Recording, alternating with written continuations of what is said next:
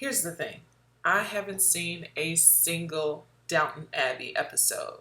So in anticipation of the sequel, A New Era, I decided to check out the 2019 theatrical release. It's in theaters. It was in theaters this weekend.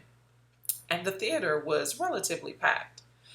So I'm doing this video to examine whether you can enjoy the films without ever having seen the series based on the 2019 theatrical release.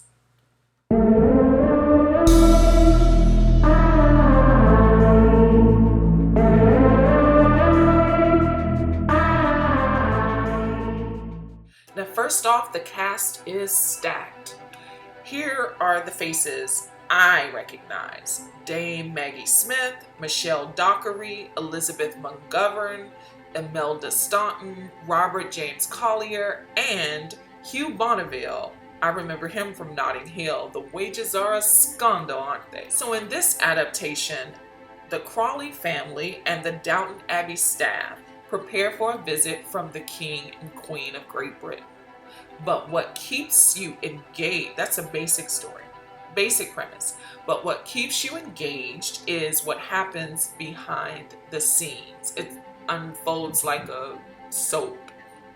The Downton staff battles with the royal staff, who expect to be treated like the royal family. They want to do all the work because they can perfect what the royals expect. Then there are the scandals and salacious secrets the royals are protecting. Who is the rightful heir of the Baroness? Is she a commoner? Who's having a gay love affair? And if they'll be exposed. It's a royal soap opera, like I said. So I saw this in the theater this weekend. It was relatively crowded. Only 3 of us were in the first row, but the rest of the theater was pretty packed. The film was again released in 2019. It's funny. This film is funny. Some of the jokes were easy to catch, which is a testament to how well the cast performed and how in tune they were with their respective characters. Other jokes, the crowd laughed, but the joke went over my head.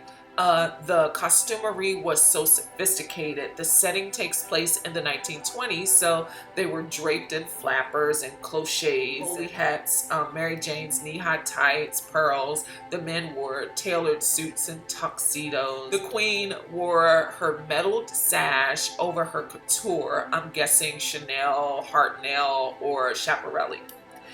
Staff uniforms even appeared upscale.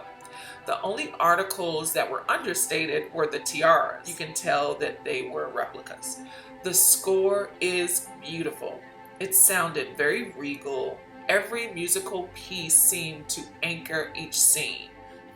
The cinematography was grainy and felt archival.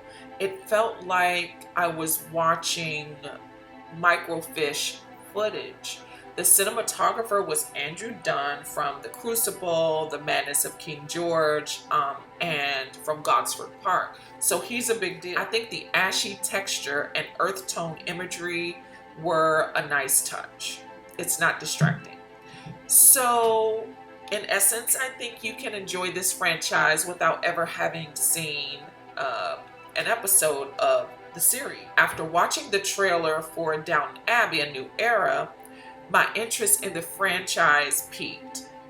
Lady Grantham has inherited a villa in the south of France from an ex-lover. The Downtoners are not only preparing for another royal visit, they're also hosting the cast and crew of a film production, which they frown upon. So really interested in what this, I guess, sequel brings.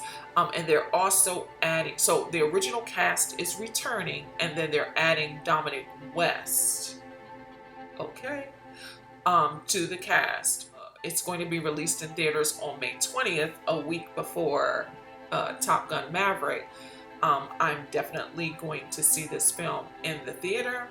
Again, I enjoy the 2019 version. I am not going to spend the next couple of weeks watching all of the seasons of Downton Abbey. I will catch up with it later, but I think seeing the 2019 adaptation is enough for me to follow along on, with the story for the new era, a new era when it drops on May 20th. Please consider liking, commenting, sharing, and subscribing, and I'll see you next time. Peace.